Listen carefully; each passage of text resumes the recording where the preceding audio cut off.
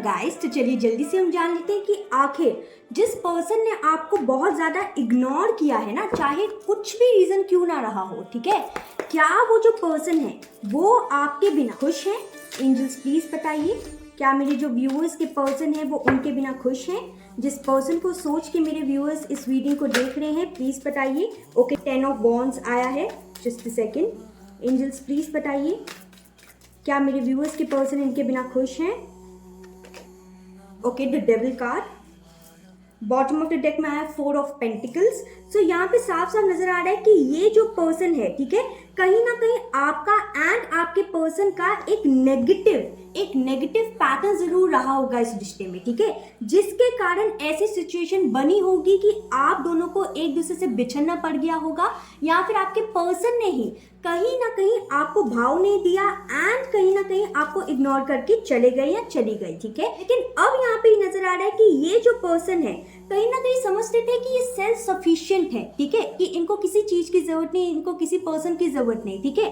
लेकिन आपसे बिछड़ने के बाद इनको ये समझ में आ रहा है कि ये जो पैटर्न था अब उसको कहीं ना कहीं तोड़ना पड़ेगा, ठीक है। एंड यहाँ पे ये नजर आ रहा है कि जो पर्सन है पहले समझते थे कि ये जो रिश्ता है बहुत ज्यादा ओवरबर्डन वाला रिश्ता है, एंड कहीं ना कहीं इनको ऐसा लगता था कि अब आप दोनों कहीं ना कहीं इस रिलेशनशिप में स्ट्रगल कर रहे हैं, ठीक है, जिसके कारण इन्होंने आपको इग्नोर किया होगा, ब्लॉक किया होगा, या फिर आपकी लाइफ से चले गए होंगे, ठीक है।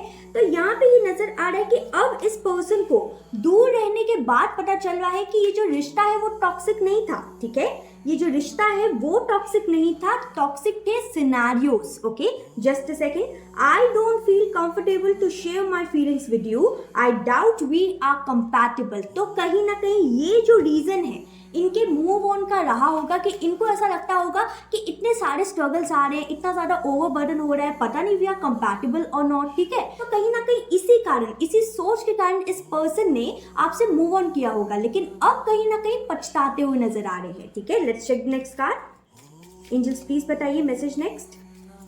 Okay, this one. I don't want to hurt you ever, so moving away from you। तो कहीं ना कहीं ये जो पर्सन है वो आपको हर्ट नहीं करना चाहते थे, इसलिए कहीं ना कहीं इन्होंने सोचा कि चलो मूव ऑन करना ही बेहतर है, ठीक है। I am overly possessive for you, anger is just outcome. तो ये जो पर्सन है वो कहना चाहते हैं कि वो कहीं ना कहीं बहुत ज्यादा ही पोजेसिव है आपको लेके, एंड जिसके कारण कहीं ना कहीं एंगर जो होता है ना वो उनका बाहर आ जाता है एक आउटकम के थ्रू, ठीक है। So this was a quick and short reading. I hope you loved it. जरूर मुझे कमेंट करके बताइए कि आखिर आपको ये रीडिंग कैसी लगी। Till then take care, bye.